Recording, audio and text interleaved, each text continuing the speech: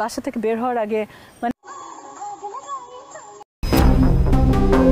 ঢাকা উত্তর সিটি কর্পোরেশনের মেয়র মোহাম্মদ আতিকুল ইসলাম ও তার সিন্ডিকেটের বিরুদ্ধে কয়েক শত কোটি টাকা লোপাটের অভিযোগ উঠেছে।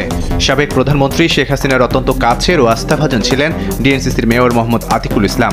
অতিমাত্রায় তেলবাজ, চাটুকার, দুর্নীতিবাজ ও লোপাটকারী আলোচনা রয়েছে ডিএনসিসির এই মেয়রের। গত 5 আগস্ট পদত্যাগ করে ভারতে শেখ হাসিনা পালিয়ে যাওয়ার সাথে সাথে এলজিআরডি মন্ত্রীসহ সব মন্ত্রীরা পালিয়েছেন।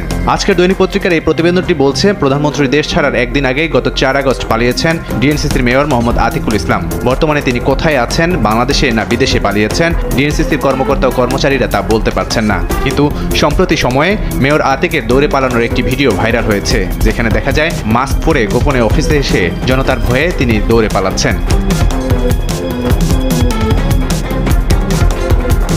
গণমাধ্যমের রিপোর্টে আরও বলা হয়েছে, নাম না প্রকাশের শর্তে ডিএনসিসির একাধিক কর্মকর্তা কর্মচারীরা আক্ষেপের